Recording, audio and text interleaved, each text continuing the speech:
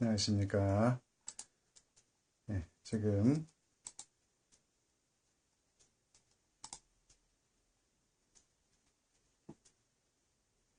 해피 바이킹 햇바 여러분에게 인사를 드리고요.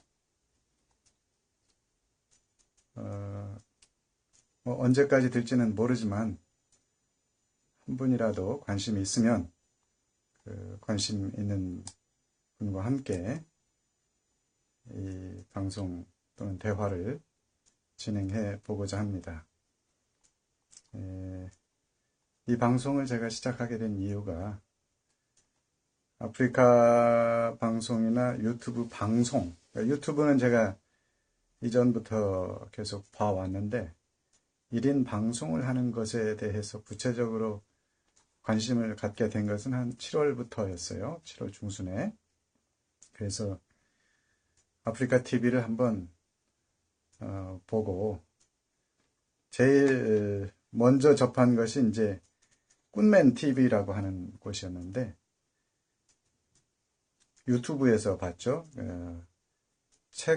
한국의 젊은 분인데 젊은 20대 후반, 30대 초반 이 정도 되는 것 같아요. 근데 체코에 가서 체코 여성하고 결혼을 해서 체코의 골추브 예니코프라고 하는 조그만 프라하에서 한 1시간에서 1시간 반 떨어진 그 지역에 살면서 이 승마를 가르치는 방송을 하더라고요.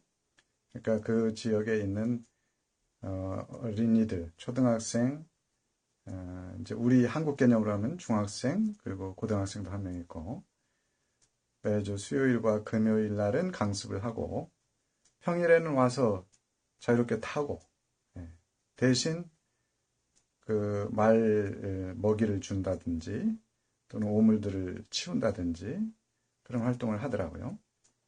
비싸지도 않더라고요. 깜짝 놀랐어요.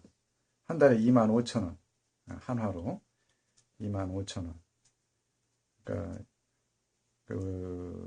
한 번 와가지고 수요일, 금요일 2번 타는데 타는 것도 1시간 정도는 타더라고요. 근데 그렇게 저렴하게 이제 승마를 가르치는데 그 부인이 승마 선수였다고 그래요. 지금도 승마 선수를 할 수 있는 나이인데 근데 적절한 좋은 말이 없어서 지금은 선수 활동을 하지 않고 이제 아이들 교육하면서 또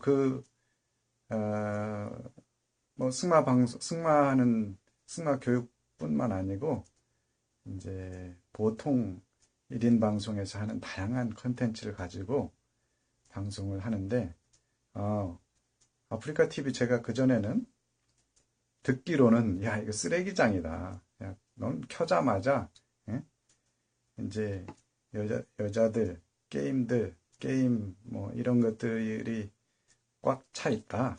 이런 얘기를 들은 적이 있었는데 그중에 그런 와중에서도 예, 볼만하고 제가 이제 동물을 좋아하기 때문에 강아지나 이제 고양이는 그렇게 막 깊은 관심을 갖지는 않았는데 고양이도 좋아하긴 해요. 근데 동물을 좋아하는데 말을 또 좋아하게 돼서 그걸 찾다 보니까 그 꾼맨 TV가 아이들하고 같이 승마를 배우면서 이제 또 한국 문화를 배우고 또 먹방 많이 하죠. 먹는 것, 라면 이런 것들 그냥 차분하게 뭐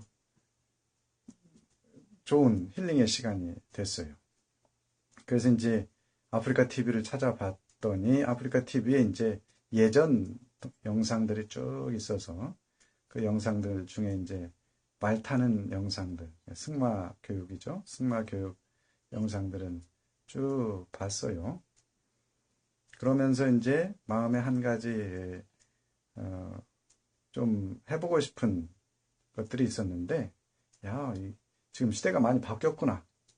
그전에는 공중파 방송 외에는 그리고 이제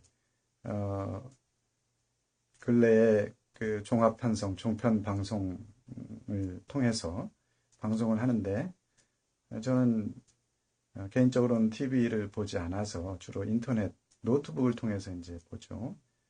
그런데 가끔씩 이렇게 종편이나 TV조선이나 채널A 그 전에 보면은, 이분들이 이렇게 객관적으로 사실을 보도하기도 하지만, 그 사실 보도와 함께 한쪽 편에 치우쳐서 방송을 하는 부분이 있구나. 그래서 이제 즐기지는 않고 또 그런데 그러면 좀 중립적인 방송이 좀 있었으면 좋겠다 이런 생각을 좀 했었어요. 근데 공중파라는 게 어차피 그 회사나 또는 기자들이나 종사하는 분들의 그 가치관이 그대로 반영이 되기 때문에 보통 일반인들이 그렇게 크게 좌지우지할 수 없어요.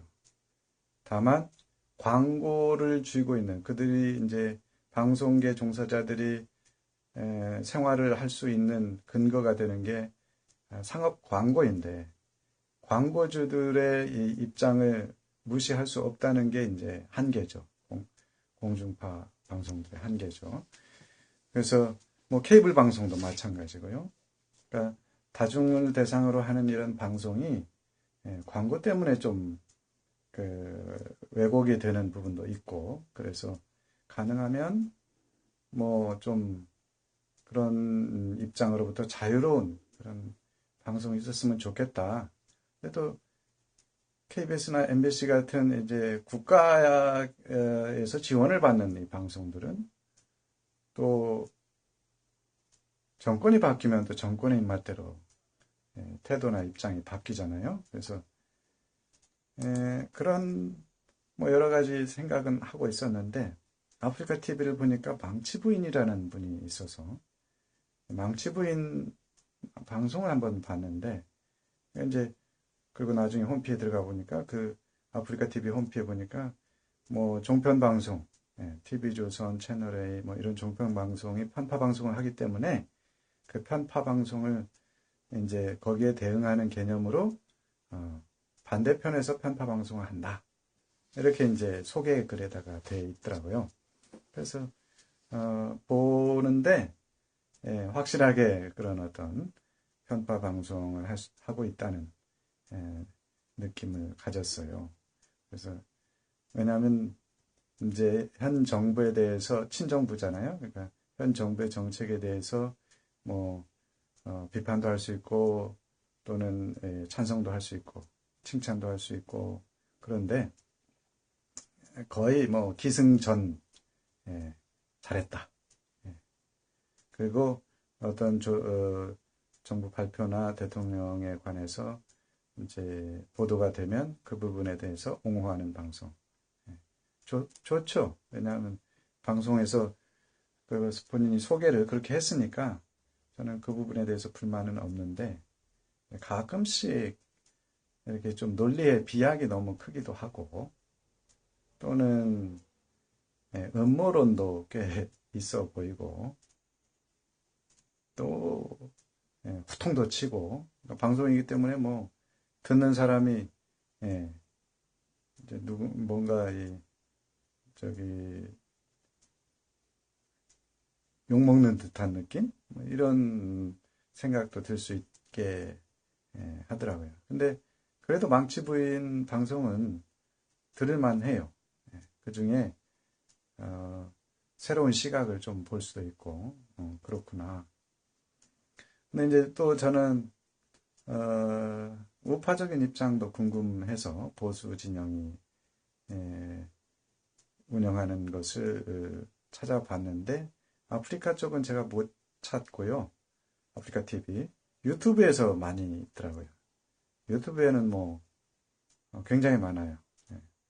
무슨 정규재 TV라는 분도 있고 이제 제가 본 게 벌레소년 그리고 그런저런 어떤 그 다양한 유튜버들이 이제 500명에서 1000명 정도 이렇게 실시간 방송하면 들어오는데, 그분들은 제가 좀 충격을 먹은 게 들어가자마자 욕을 하고 있어요. 예. 또 어떤 분은 싸우고 있고, 전화로 그 뭐 방송을 진행하는 분이 있던데, 전화한 분하고 이제 싸워요. 예. 싸우면서 욕도 하고. 예. 그, 뭐 유튜브가 훨씬 더 아프리카보다 지금 제재가 없고 자유로운 분위기예요. 저도 그 부분은 이해하는데, 이제 유튜브를 보는 다양한 계층들이 있는데, 특히 이제 젊은이들, 또 어린이들도 꽤 봐요. 그리고 뭐 어린이든 젊은이든 욕하고 그런 거 지켜보는 거 그렇게 기분 좋은 건 아니거든요. 사람을 화나게 하고 분노하게 하는 것은 감정적으로 흥분하게 해서 문제 해결에 도움이 되는 경우는 많지가 않아요. 싸울 때는 되죠. 예. 문제 해결은 아니고 싸울 때. 예. 그래서 그런 방송을 접하면서 야, 좀 중립적인 입장에서 뭐 욕하지 않고 예, 각자 자기 의견을 얘기할 수 있는데, 가능하면 중립적인 입장에서 어떤 얘기를 하는 사람이 있었으면 좋겠다 이렇게 찾았는데 안 보여요. 그래서 야, 내가 한번 해봐야지 이런 생각이 들어서 지금이 세 번째예요.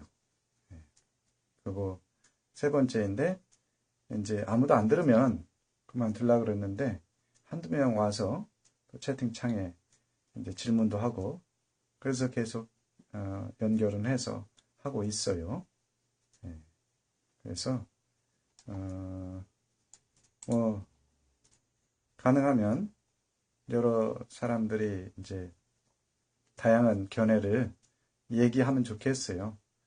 혹시라도 이런 계기가 있으면 아프리카 TV 애플리케이션을 삼성 안드로이드 폰, 예, 안드로이드 폰, LG나 삼성이겠죠?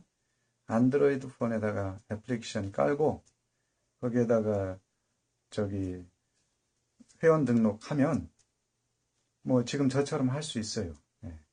뭐 특별하게 저 따로 투자한 거 하나 없습니다. 그냥 이 마이크가 없기 때문에 예, 저기 스마트폰 가까이서 이제 얘기해야 되니까 이렇게 얼굴이 크게 나오는 단점은 있는데, 예, 배경이나 이런 건 뭐 그 별로이지만 그래도 할 수는 있다 이거죠. 누구나 자기 의견을 개진할 수 있다. 또 자기의 삶을 예, 표현할 수 있다. 예, 저는 한국인들이 이제 가장 약한 부분이 하나가 뭐냐면 자기 개인의 생각을 표현하는 것이 참 약하다. 이렇게 생각을 해요. 뭐 여러 가지 요인들이 있겠지만 제 자녀들도 마찬가지예요. 특히 이제 해외에 나갔을 경우에, 한국인이 해외에 나가서 우리 애가 외국에 가서 이제 고등학교를 들어갔는데, 선생님이 이제 교장 선생님이 만날 때마다 이렇게 얘기하는 거예요. He is shy.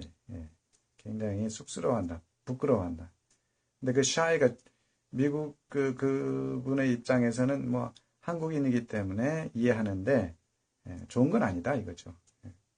왜냐하면 수업 시간이나 또는 수업이 끝난 이후에 활동을 할 때에 자기 표현을 하고 얘기를 해야 되는데, 그때 당시에는 영어가 잘 안 되고, 또 이제 중3, 고1 들어가면서 미국에 갔기 때문에 이제 사춘기하고 겹쳐서 아이가 이제 조금 어려울 때였어요. 그래서 이해는 되는데, 그런 부분이 이제 우리 한국인의 어떤 특징 중에 하나다.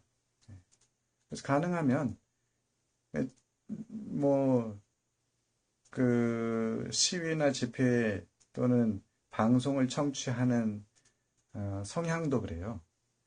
자기의 성향을, 한 개인의 성향이 그 방송 진행자의 성향과 똑같을 수가 없어요. 다양한데, 그러나 이제 나하고 비슷한 부분이 있기 때문에 그거를 보죠. 근데 이제 그런 부분에 대한 이해, 그걸 보고서 자기 의견을 갖고 또 자기의 생각을 표출해야 되는데, 그것을 보고서 듣고 그것이 마치 사실인 것처럼 또 얘기를 한다 이거죠. 방송 진행자가 얘기한 것이 사실일 수도 있고 사실이 아닐 수도 있어요. 특히 이제 좋다 나쁘다 평가하는 것은 그건 개인의 생각이죠. 그러니까 그런 어떤 방송을 들었을 때에 들은 내가 확인이 필요한 거예요. 그냥 내가 들었기 때문에 그게 사실이다가 아니고, 내가 들었지만 그게 사실일 수도 있고 아닐 수도 있다. 그래서 검증이 필요하다. 이런 필터링을 해서 검증하는 절차가 필요한데, 우리는 대부분은 그냥 받아들여요. 있는 그대로 받아들여가지고 그것이 마치 사실인 그런 태도를 취할 때가 꽤 있어요. 그러니까 사람이라는 게 얼마나 웃기는 상황이냐면, 제가 오늘 그 스포티비 뉴스라고 하는 스포츠 전문 이제 언론이죠. 스포티비에서 이제 그 대학 졸업생들이 프로야구 아마 이제 한마디로 취업 잔치죠. 그러니까 스포티브 뉴스에서 그것을 보도를 했어요. 이제 대학 야구 선수가 졸업을 한 이후에 프로야구 지명을 받아야 되는데, 이제 지명을 많이 못 받죠. 요즘엔 대부분 고등학교 졸업하고 바로 프로로 가거든요.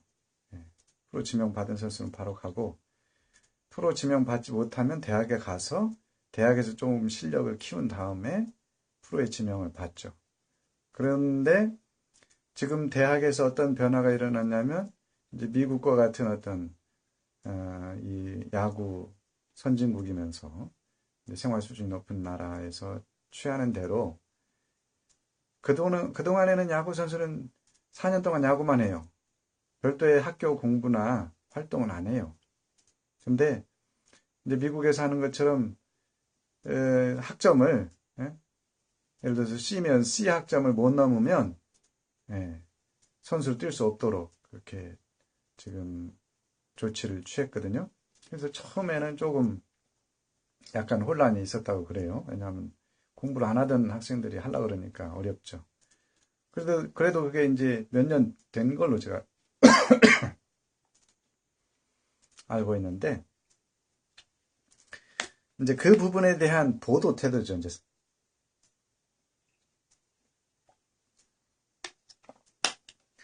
재밌는 건 스포티비 뉴스에 두 명이 있어요. 김건일 기자하고 신명철 기자가 있더라고요. 그래서 근데 김건일 기자는 이제 대학 선수가 한탄하고 있다. 과제 때문에 야구를 못한다. 그러고 신명철 기자는 대학 선수면 운동도 하고 공부도 하는 게 당연하다. 같은 회사 소속의 기자라고 돼 있는데 서로 다른 논조로 얘기한다 이거죠. 그래서 그 부분에 대해서는 맞죠. 이제 그 사실은 둘 다 맞을 거예요. 야구 선수 입장에서는 한탄스럽고 공부도 해야 되고 운동도 해야 되는데 한탄스러운데, 그러나 시대 분위기나 또 대학 야구 선수 하다가 졸업하고 나서 프로 야구에 들어가는 그 문이 워낙 높아서 그 몇몇 이 선수들 빼고는 전부 다 사회에 그냥 나가야 되거든요.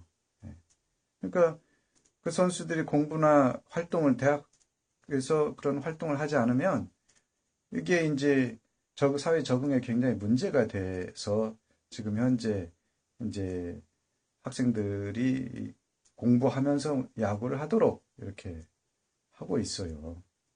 그러니까 그런 부분에 대해서 가능하면 우리가 듣는 사람 입장이라면 그냥 한 기자의 얘기를 탁 들었다. 그게 사실이다. 이런 태도를 취하는 것보다는 그 반대 의견도 있을 수 있다. 그 반대 의견도 한번 들어보자. 그렇게 해서 조합을 하는 것이 상황을 정확하게 오해 없이 판단하고 나중에 더 큰 문제를 만들지 않는다. 이런 관점이라는 거죠. 그러니까 오늘 제가 이제 남북 정상회담에 대해서 좀 얘기를 하려고 그러는데, 문재인 대통령께서 북한을 방문해서 할 일이 뭐냐, 꼭 해야 할 일이 뭐냐, 또는 피해야 할 일이 뭐냐, 이런 부분이 있어요. 저는 국회 대표단을 데리고 가고자 하는 그런 시도에는 반대해요. 국회 대표단이 정상회담에 참여해야 할 수 있는 상황도 있어요. 어떻게 보면 처음 4월 27일 판문점 선언 그 당시 그날 밤에 만찬장에 국회 대표단이 왔으면 더 좋았다. 왜냐하면 그거는 국회 대 국회로서의 그 만남이 아니고 참 오랜만에, 정말 오랜만에 남한하고 북한하고 지도자가 만나서 대화의 물꼬를 텄고 또 거기에서 공감대가 형성이 됐기 때문에 왠지 계속해서 앞으로도 좋은 대화를 해보자. 그래서 판문점 선언이 이제 서명이 됐으니까 북한은 완전한 비핵화를 하고 남한은 거기에 대해서 대응하는 교류 협력에 그 투자를 한다. 이런 내용의 이제 서명을 했어요. 그래서 서명을 해서 동의를 했기 때문에 분위기가 좋은 분위기죠. 그 분위기에 뭐 국회 대표단이 와도 큰 문제는 없는 거죠. 왜냐하면 일하러 온 건 아니니까, 그날은. 하루짜리 정상회담이고, 그 다음에 그날 밤에 만찬하고, 바로 북한 대표단은 돌아가는 거니까요. 그리고 북한 대표단 중에 뭐, 국회에서, 의회 쪽에서 오신 분들은 없으니까, 그 카운터 파트를 업무적으로 만난다기보다는 이제 상호 그 신뢰나 또는 관계를 형성하기 위해서 만나는 거니까요. 근데 문제는 지금 현재 이제 3차 남북 정상회담을 하는 현재 시점에서는 남북 간에 해결해야 될 문제가 산적해 있어요. 특별히 산적했다기보다는 아주 핵심적인 문제가 해결이 안 돼요. 비핵화 문제가 지금 전혀 그 교착 상태에 있거든요. 그러니까 북한의 태도는 남한을 그 핵 관련된 회담의 상대로 인정하지 않아요. 북한은 철저하게 미국과 대화를 시도하고 있고, 그래서 북한하고 미국이 핵 문제 해결을 하도록 뭐 문재인 대통령께서 이제 주선을 하고 또 이제 중간에 문제가 생기면 거기에 대해서 중재하는 역할도 했죠. 그래서 북한은 철저하게 미국하고 이제 핵 문제 해결을 시도하고 있어요. 근데 미국하고 대화가 단절됐어요. 근데 미국하고 북한하고 대화가 단절된 이 상황은 한국하고 미국과의 한미동맹이라는 차원에서 보면 우리가 미국의 입장을 또 충분히 고려해야 된다. 미국도 지금 북한의 비핵화 문제에 대해서 납득하고 만족할 만한 수준이 아닌데, 만약에 남한이 북한하고 따로 만나가지고 미국과 미국이 지금 생각하는 어떤 계획하고 다른 이야기들을 하고, 그것이 이제 뭐 솔직하게 갔다 와서 얘기한다고 하지만 미국 입장에서는 그거를 온전히 다 믿을 수는 없는 거거든요. 그러니까 만약에 만에 하나라도 북한하고 미국하고 핵 협상이 이제 교착이 아니라 파기가 돼가지고 이제 끝나버리면, 만약에 이제 문재인 대통령이 북한에 가서 3차 정상회담을 가서 국회 대표단도 데리고 가서 거창하게 환대 틀림없이 해줄 거거든요. 근데 저는 그 환대하는 것이 이번 3차 회담에서는 절대 그런 방향으로 가서는 안 된다고 생각해요. 철저하게 실무적으로 가야 된다고 생각해요. 대표단 어제 보니까 200명 데리고 간다고. 그래서 김대중 대통령 때 200명, 노무현 대통령 때 300명. 이번에 이제 200명으로 줄었다 그러는데 200명도 저는 너무 많다고 생각하는데 200명까지 갈 필요 없죠. 지금 핵심적인 문제에 대해서는 서로 만족을 못하고 있고 해결을 못하고 있고 교착 상태인데 그 핵심 사안인 비핵화하고 북한이 체제 안전 보장 조치를 만족시킬 수 있는 해결책을 찾기 위해서 가야지 지금 뭐 무슨 마치 국빈 방문하듯이 또는 이제 이 친선 교류 이런 차원으로 북한을 방문하는 것은 부담이 크고 또 지금 현재 시기와 적절하지 않다고 봐요. 근데 자꾸 청와대에서 이제 국회의장단 또는 손학규 대표에게 전화를 해서 같이 가자 이렇게 하는 것은 뭔가 판단에 착오가 있지 않나 이렇게 저는 생각해요. 그래서 이번 문재인 대통령께서 북한에 갔을 경우에 너무 또 거창하게 크게 동선을 크고 다양한 사람을 만나고 다양한 그 사람들이 만나도록 주선하고 활동하고 하는 그런 분위기는 아니라고 봐요. 북한에서는 남한이 왜 판문점 선언 서명해놓고 이행하지 않느냐, 왜 적극적으로 나서지 않느냐 이렇게 불만을 표시하거든요. 북한 입장에서 그렇죠. 그리고 북한은 자기 스스로 우리는 저기 핵실험장 폐기하고 미사일 실험장 지금 해체 수준 밟고 있는데 그 요청하지 않아도 우리가 스스로 자발적으로 그렇게 하고 있다. 비핵화의 의지를 보여주었다. 너희들도 거기에 상응하는 대가를 이제 내놓아야 되지 않느냐? 왜 내놓지 않느냐? 이런 불만을 갖고 있어요.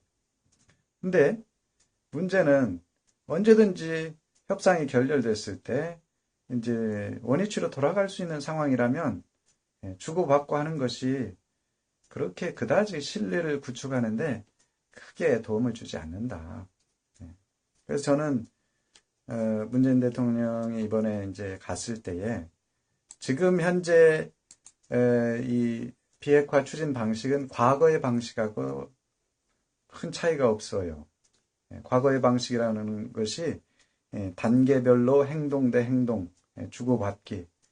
근데 서로 만족이 안 되니까 나는 이만큼 줬는데 당신은 상대방은 나한테 거기에 상응하는 만큼 주지 않았기 때문에 나는 만족을 못한다. 그럼 멈추죠. 그것이 계속해서 여러 차례 반복이 돼 왔어요.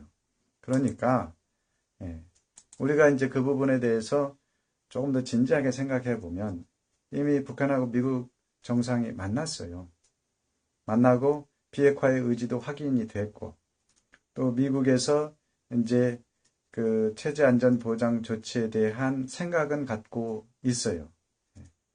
그 종전선언이나 유엔 대북 제재를 해제한다거나 또는 미국과 북한과 수교한다는 우선 북한과 수교까지 가면 한반도에서 평화 체제는 이제 구축이 되는 거죠.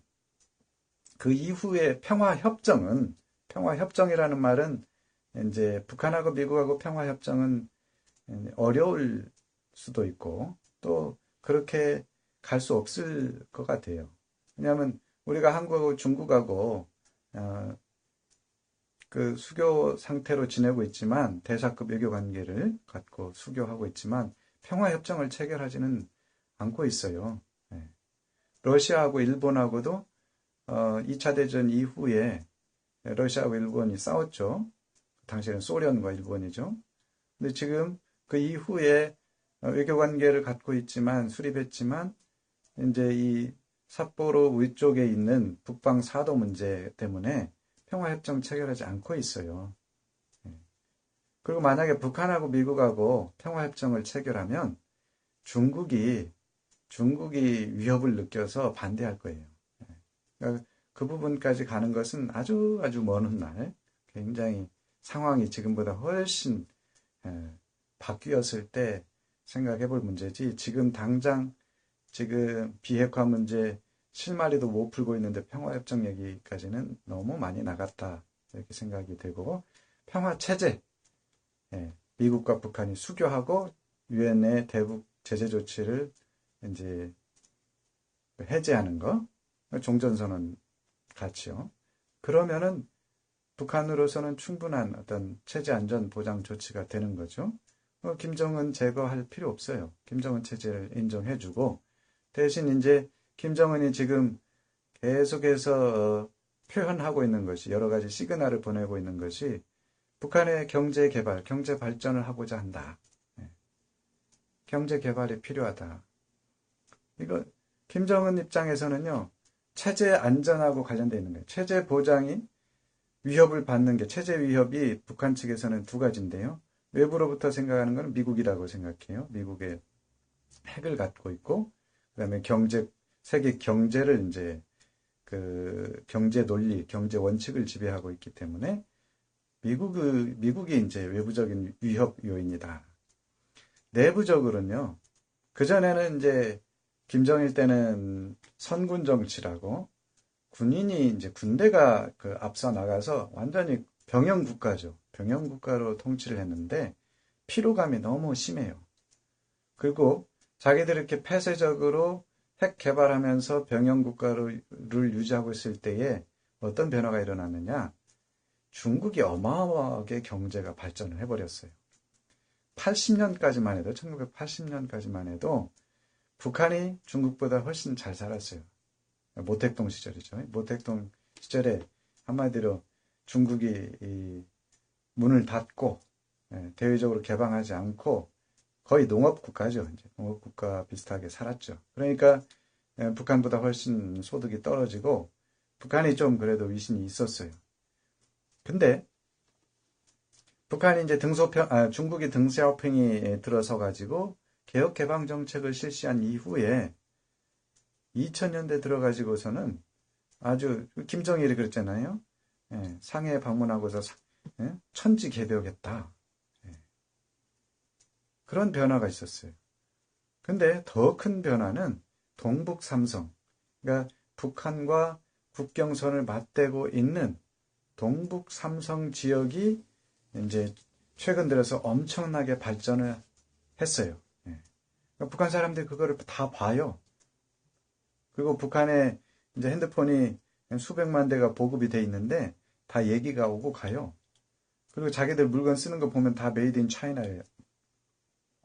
그러니까 중국이 발전하니까 북한 주민들이 이제 우리도 좀 살아봐야 되겠다.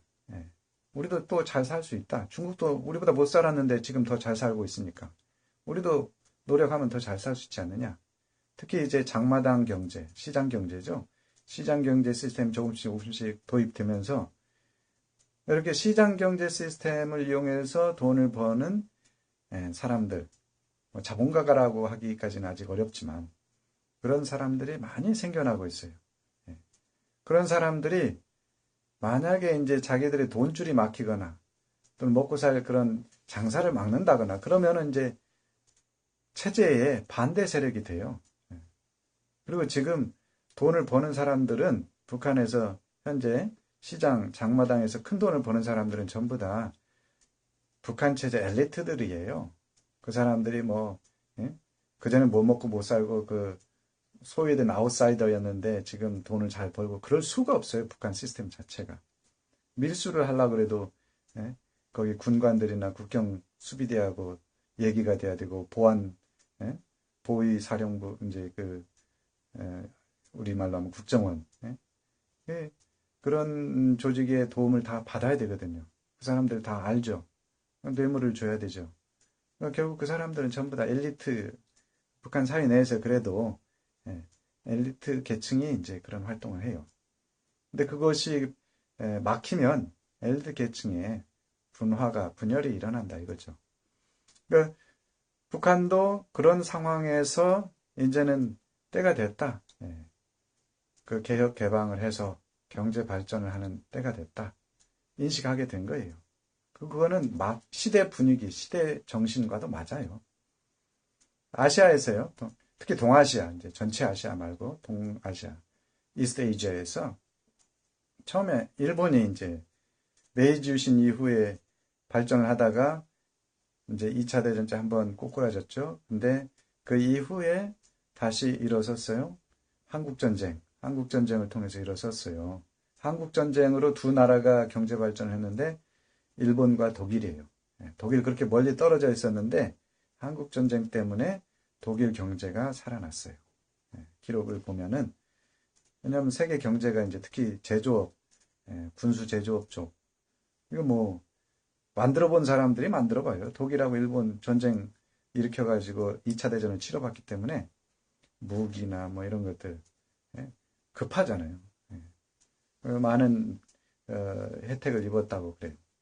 그런 일본이 이제 먼저 사실은 독일 사례를 이 벤치마킹에서 정부 주도, 국가 주도의 계획 경제를 시행해서 제일 먼저 이제 선진국에 진입을 했고, 그 다음에 이제 한국하고 대만이 그 뒤를 따랐어요. 한국하고 대만이 그 뒤를 따라서 유사한 경제 계획, 개발 계획을 가지고 뭐 우리 이제 고도의 경제 성장을 이루었죠. 한강의 기적이라고 하는 여러 사람들의 희생이 있었지만 방향도 좋았고 시의적절했어요. 그 시대 분위기라고 하는 것은 그 흐름이 같이 이어지는 거지, 일본 따로, 한국 따로, 이게 아닙니다. 그래서 한국이 발전을 한 이후에 이것을 이제 이 벤치마킹 하게 된 게 중국이죠. 중국은 본래 싱가포르를 벤치마킹 했다고 하고 지금도 그렇게 주장해요. 근데 싱가포르는 인구 1,000만이 안 돼요. 작은 나라예요.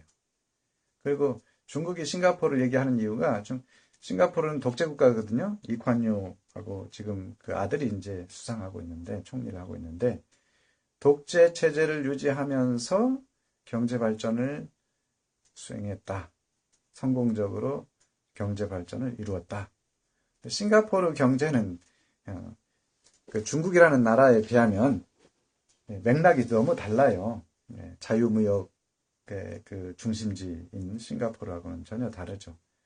중국은 이제 한국의 사례를 굉장히 참고를 해요. 국가 경제, 국가 주도, 정부 관이 주도하는 어떤 경제 발전을 또 5개년 계획 수립해서 진행했듯이 그 이제 선후가 있거든. 전후. 그래서 우선적으로 뭐 인프라 개발을 한다든지 인프라 구축을 해서 이제 발전의 그 원동력을 삼는다든지 하는 그런 자기들 나름대로 연구를 해서 중국이 그 과정을 거쳤는데 아주 이건 뭐 한강의 기적을 뛰어넘어요. 황하의 기적은 그 규모가 너무 크잖아요. 인구가 13억, 14억인데 그 성장 속도가 10%다. 우리도 이제 한국 인구 4천만, 5천만 명일 때 10%인데 그 10%의 개념이 10배 이상 차이 난다는 거죠. 규모로 보면. 그러니까 중국이 어마어마하게 성장을 했죠. 그래서 지금 G2, Great Nation 2죠. 넘버 2. 그러니까 중국이 그렇게 성장을 하면서 북한이 이제 성장할 차례다 이거죠. 동아시아에서요. 물론 몽골이 있긴 하지만 몽골은 이제 고립된 국가이기 때문에 북한이 그거 신경 보이지도 않고. 근데 남한이나 중국, 일본은 보여요. 그걸 지금은 다 알아요. 그러니까 북한 사람들이 계속해서 뭐 소득 천불 시대를 살면 이게 체제의 위협이 되는 거죠. 그러니까 그리고 그 시대 분위기, 동아시아 시대 전체 분위기가 이제 경제 발전 쪽으로 틀어졌기 때문에 북한도 자연스럽게 따라가게 돼 있어요. 그리고 북한이 개혁 개방을 하면 아마 남한이나 중국보다 훨씬 빠른 속도로 발전하고 안정화될 것이다. 저는 그렇게 예측은 해봐요. 그러니까 그럼 북한이 그런 개혁 개방을 하고자 할 때에 이제 제약 조건들이 많죠.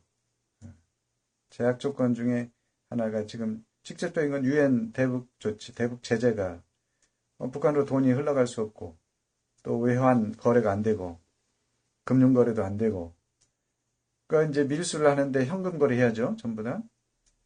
그런 식의 이제 암암리에 이루어지는 무역은 가능하지만 공식적인 큰 규모의 어떤 무역이나 경제 협력이나 불가능해요.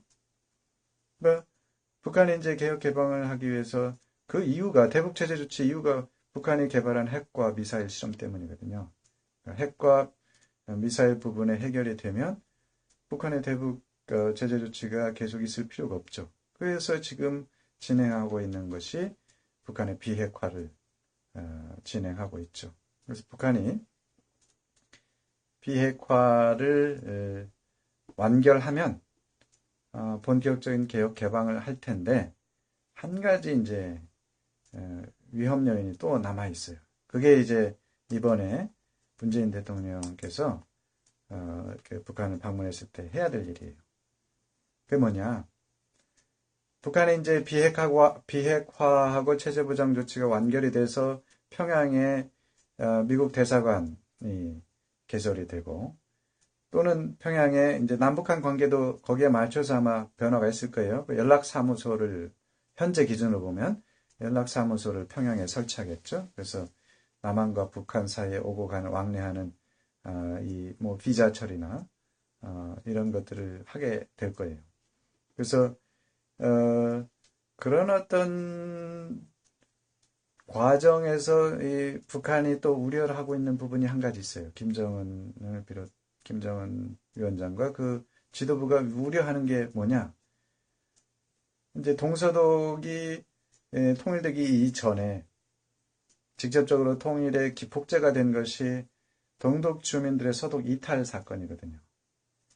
그게 어떻게 이루어지냐면 1989년도에 헝가리가 민주화의 이 소련 체제로부터 독립하고 공산 체제로부터 독립하는데 가장 먼저 움직인 나라가 이제 헝가리인데 폴란드도 마찬가지지만 헝가리의 민주화 또는 독립 흐름 속에서 동구권이지만 오스트리아, 서구권인 오스트리아, 물론 이제 오스트리아가 약간의 그 중립적인 나라이기도 해요.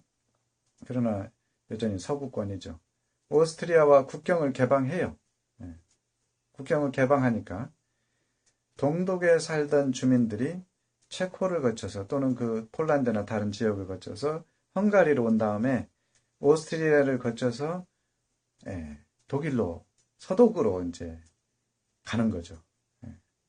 그래서 그런 어떤 인원이 처음에는 이제 소수였다가 소문이 나면서 2,000명, 3,000명 막 늘어나기 시작하는 거예요. 그게 이제 거의 10만 명을 넘어가기 시작하면서 동독에서 이제 심각하게 우려를 해요. 그리고 동독 지도부가 그 부분에 대해서 논의를 하고 논의에 대한 발표를 하는 과정에서 해프닝이 있었다. 그 회의에 참석하지 않은 공보 대표, 이제 공보 쪽 그 대변인 역할을 하는 그 관리가, 고위 관리가 그 내용에 대해서 이제 메모로 전달은 받았는데 전체적인 맥락은 파악을 못하고 기자회견을 하다가 어마어마하게 큰 기자회견을 했어요. 왜냐하면 이제 기본은 동서독 간 여행 자유화 이 내용이었다고 그래요. 동독과 서독 사이에 주민들이 오고 가는 것을 자유화하겠다.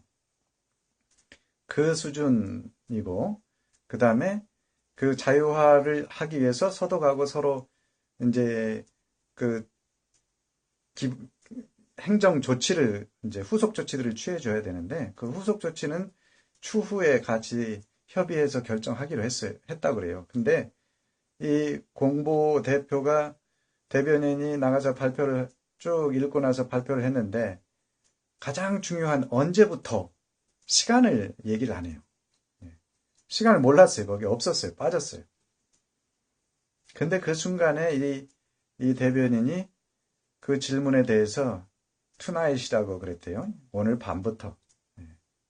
그러니까 이제 그 소식은 생중계로 전 세계의 CNN이라는 방송을 통해서 이제 중계가 됐는데 전 세계에 중계가 되는 CNN뿐만 아니라 이제 ABC, NBC 뭐 전 세계 방송에 중계가 됐는데 그 이야기를 듣자마자 서독에 있는 청년들, 주민들이 막 특히 베를린 쪽에 사는 사람들이죠.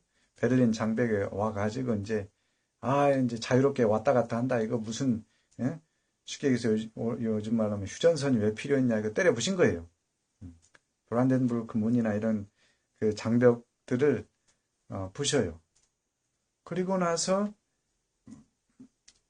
이제 기념 삼아서 그날 밤에 반대 진영에 가가지고 밤을 새워요. 서베를린 사람은 동독 쪽에 가가지고, 동베를린 사람들은 서독 쪽에 가서 그렇게 해서 이제 동서독 간의 그 장벽이 허물어져 버리는 거예요. 그리고 동독 진영에서 이제 판단을 한 것이, 야, 이제 대세는 기울었다. 그리고 이미, 그 동구권 국가들이 전부 다 자유민주주의, 시장경제, 자본주의 시스템을 도입한 공산주의를 포기하고 또 동구권 국가 블록으로부터 떨어져 나와서 독립하는, 소련으로부터 독립하는 또는 영향력에서 벗어나는 조치들을 취하고 있어요. 자유화죠. 일종의 자유화 물결이 이제 거대하게 일어나고 있어서 동독만 멀리 계속 통제 상태에 있었는데 폴란드, 헝가리, 체코슬로바키아 다 자유화 물결이 강했죠. 그래서 벌써 이제 그 독립 준비를 하고 있었어요. 동독도 서독 때문에 이제 그걸 진행을 못하고 있다가 그 기회에 자유화 물결에 올라탄 거예요. 그리고 나서 이제 우리 헬무트 콜 수상이 이제 그 부분을 잘 관리했죠. 과욕을 부리지 않고 동독이 스스로 이제 법적인 절차를 거쳐서 서독과 합병하는, 그리고 경제적인 어떤 인센티브를 줬죠. 동독 마르크 대 서독 마르크가 4대 1이라 그러는데 가치가 4대 1을 그냥 1대 1로 바꿔줘 버린 거예요. 그러니까 동독 주민들이 4배 그 한마디로 이 이익을 볼 수 있게 만들어준다든가 여러 가지 조치들을 취해요. 그래서 결국에는 동독과 이제 서독 간의 새로운 헌법, 통일 독일에 대한 연방 헌법을 가지고서 국민 투표를 하고 거기에 맞춰서 이제 국회의원 의원 투표를 하고 그 의원들이 이제 통일 독일을 결의하고 그렇게 진행이 되거든요. 이 부분에서 이제 그동안에 많은 사람들이 북한이 지금 남한하고 너무 경제력 격차가 크기 때문에 동서독 독일 스타일의 독일 모델을 가지고 통일을 해야 된다고 주장해 왔어요. 그리고 특히 보수 진영에서는 북한을 압박하면 압박할수록 북한의 이제 체제 불안이 오고 체제 불안정 이후에 결국엔 굴복하고 남한에 흡수될 것이다. 이런 어떤 전략을 가지고서 이제 대북 봉쇄 정책 압박을 강하게 했죠. 보수 진영 쪽에서는. 근데 북한은 이제 압박을 가하면 이제 망하는 게 아니고 궁핍하게 그냥 버티는 생활을 계속 해왔죠. 근데 지금은 그것도 힘들어요. 한번 김정일 때 1995년부터 8년 정도의 무슨 고난의 대행군 시절 엄청나게 많은 인원이 죽고 나서 그 이후에 이제 북한 주민들이 다시는 그 길을 가지 않을 거예요. 한번 경험한 사람들은 절대 그 길을 다시 밟지 않고자 할 거예요. 만약에 그런 사태가 생기면 북한은 폭동 납니다. 우리도 전쟁을 한번 겪었기 때문에 절대로 전쟁은 하기를 원치 않는 이유가 한번 경험했기 때문에 그렇죠. 북한도 마찬가지죠. 그러니까 북한의 경제 위기가 특히 굶는 문제가 식량 위기로 인해서 굶기 시작하면 북한에 이제 이 체제 불안정 사태가 생기죠.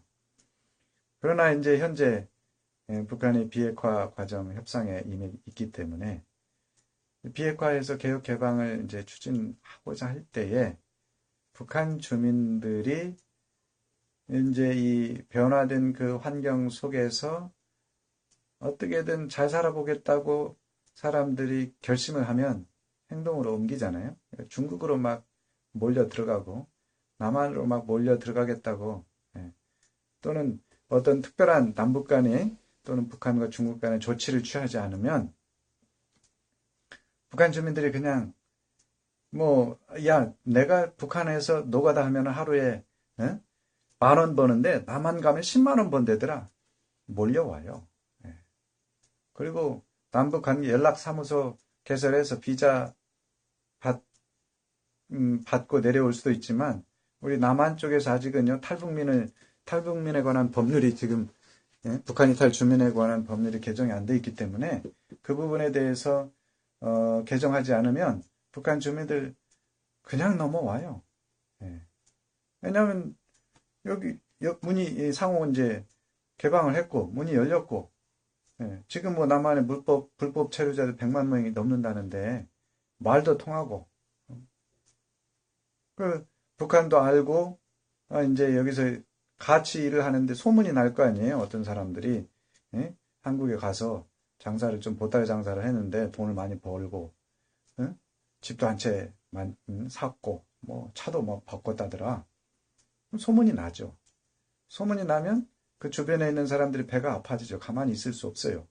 그러니까 자기들도 뭔가 액션을 취해야 되죠. 근데 뭐 아이디어가 있고 돈이 있고 그러면은 뭐 보따리 장사를 하든지 다른 길을 찾겠지만 없는 사람들은 그냥 어 중국 사람들이 가서 한국에서 엄청나게 일을 많이 하는데 돈 많이 버는데 북한 사람들 내려옵니다. 그게 이제 우리가 남한에서 충분히 관리할 수 있는 수준의 인원으로 내려오면은 문제가 없는데 이제 동시다발적으로 급격하게 1000명, 2000명씩 하루에 내려오고 막 10만 명 넘어가고 이러면은 북한 체제가 위협을 받고 위험을 붕괴될 가능성이 있다는 거죠. 그러니까 김정은 체제가 그런 부분에 대해서 굉장히 우려를 하고 있을 거란 말이에요. 그러니까 문재인 대통령께서도 그런 부분을 김정은 지도부가 갖고 있으면 비핵화 이 부분에 대해서 굉장히 조심스럽게 천천히 안 하려고 그래요. 가능하면 시간 벌고 시간 벌면서 그냥 지금 조금씩 풀어지고 있는 어떤 경제 분위기 그 유지하면서 뭐 지금 상태로도 그냥 만족하고 우리는 살 수 있다. 왜냐하면 지도부들은 먹고 살만 하거든요. 일반 서민들이 이제 힘들고 지방에 있는 사람들이 힘들고 시골에 있는 분들이 힘들죠. 그러니까 북한 김정은은 그 부분에 대해서 이제 모든 국민에게 혜택이 돌아가도록 할 수 있는 그런 개혁 개방을 하다가 만약에 이 좌초될 가능성, 자기 정권이 이제 공중 분해될 가능성을 보면은 안 한다 이거죠. 그러니까 그 부분도 이번 기회에 가서 정상회담에서 논의해야 된다.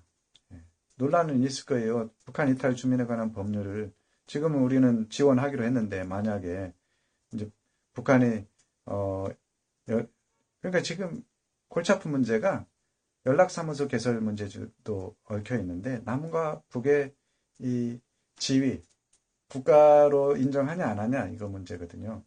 그러니까 법률로서 서로 각자 입장은 인정 안 해요. 근데 대화는 또 해요. 그러니까 현실과 이상과 이 괴리가 너무 커서 이 부분이 이제 서로 대화를 하는데 장애물이 돼요. 그러니까 제일 좋은 방법은 제가 제안하는 방법은 남한하고 북한하고 국제사회에서 통용 인정하고 있는 유엔 가입국가로서의 주권 국가를 인정하는 거예요. 그러면 뭐 남한하고 북한하고 영원히 그 분단 국가가 되는 거 아니냐? 우리 삼국시대도 살았잖아요. 그리고 고려시대도 뭐 북쪽에 그 사람마다 좀 다르긴 하지만 남북국가로 있었잖아요. 그러니까 그런 어떤 시기를 불가피하게 상정하고 있어야 된다. 그리고 나서 북한이 어느 정도 개혁 개방을 통해서 성장하고 북한 주민들의 사고방식이 지금 중국 사람들이 갖고 있는 어떤 사고방식 수준 정도는 도달하고 그냥 김정은 지도자께서 마치 신처럼 또는 왕처럼 이렇게 되는 게 아니라 뭐 10년짜리 대통령 중국 사람들은 10년짜리 대통령으로 알고 있잖아요. 10년마다 주석 임기제가 있으니까 북한도 경제가 발전하고 의식 수준이 높아지면 그런 김정은이 영구 집권하는 게 아니고 아마 이제 상징적인 존재로 물러나거나 아니면 10년짜리 뭐 이렇게 주석제나 중국을 뒤따라간다든가 더 발전적인 어떤 방안이 나오겠죠. 지금보다는. 그래서 북한 주민들의 의식 수준이 바뀌고 변화돼서 생활 수준도 높아지고 그러다 보면 예, 남한하고 북한하고 야 따로 사는 것보다는 합쳐서 그 사는 것이 훨씬 더 바람직하겠구나. 이런 때가 오게 되겠죠. 그럼 그때의 통합 또는 통일을 추진하면 돼요. 근데 지금 남한은 자본주의, 북한은 공산주의. 예. 남한은 5년마다 선거로 그 지도자가 교체가 가능한데 북한은 지금 뭐 지도자 임기가 없어요. 그냥 예, 죽을 때까지. 그리고 이제 시장경제 시스템 북한도 들어가겠죠. 예. 근데 시장경제 시스템에 들어가는데 북한이 이제 그 부분에 대해서 아마도 불안하면 천천히 베트남처럼 천천히 할 거예요. 굉장히 통제를 하고서 그러면은 세워라 내워라 북한의 이 변화는 아주 느릴 겁니다. 근데 만약에 북한이 남한이 북한에 대해서 어느 정도 이 북한 사람들 남북한의 이제 관계에서 충분히 북한을 이 북한 주민들이 정당하게 적절하게 비자를 받고 엄격하게 예. 그리고 북한 주민이 남한에 왔을 때 이게 탈북민으로 인정받는 게 아니고 예. 그냥 북한 주민이 외국인 당분간은 예. 외국 국민처럼 오는 거죠. 뭐 돈을 더 준다거나 뭐 이런 게 없이 그렇게 관리를 해주면 북한이 스스로 일어서죠. 예. 그리고 자기들도 중국 따라잡으려고 엄청나게 노력을 할 거예요. 저는 북한 경제 발전에 전혀 의심을 하잖아요. 옛날 우리 그러잖아요. 평양 그 대동강물을 팔아먹었다는 예? 봉이 김선달 예, 송파 장군님 오셨군요. 예. 그래서 정치적으로는 예, 정치적으로는 쉽지 않겠죠. 이게 좀 맥락이 제가 잘 이해를 정확하게 못했는데 남한하고 북한하고 관계에서 인가요? 아니면 예. 저는 이제 북한의 경제 발전 예를 들어서 지금은 생수를 사 먹지만 조선시대에 물 사 먹는 건 이상한 놈으로 취급을 받았는데 봉이 김선달이 대동강 물을 팔아 먹었대잖아요. 그러니까 굉장히 비즈니스 마인드가 있었다는 거죠. 그리고 이제 이 정주영 회장도 북한 출신인데 이제 강원도 북쪽이죠. 그런 분들 많아요.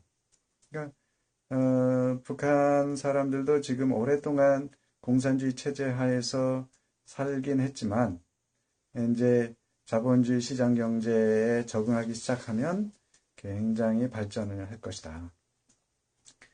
그래서 남한하고 북한하고 그런 어떤 격차가 적어지면 적어질수록 통일을 해도 이 후유증, 부작용이 적죠.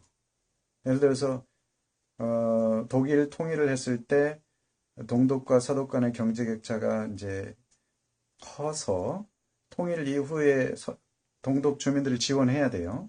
그리고 동독 지역에 투자도 해야 되고 그것 때문에 독일이 한동안은 유럽의 병자라는 소리를 들었어요. 근데 이 유럽의 병자로 꽤 오랫동안 지내다가 언제 변화가 시작이 되냐면 중국이 경제 성장을 하면서 잘 살아요. 이제 변화가 생겨요. 중국이 경제 발전을 하면서 이제 파트너로 어떤 나라를 선택할 것인가 주 파트너죠. 고민하다가 한국은 일본하고 손을 잡았어요. 가까이 있고 일본의 사례를 계속해서 이제 벤치마킹하면서 따라했기 때문에 한국은 일본과 미국, 중국, 남한, 북한의 정치적 부분이 쉽지 않을 듯 해서입니다. 지금 현재는 굉장히 어렵죠.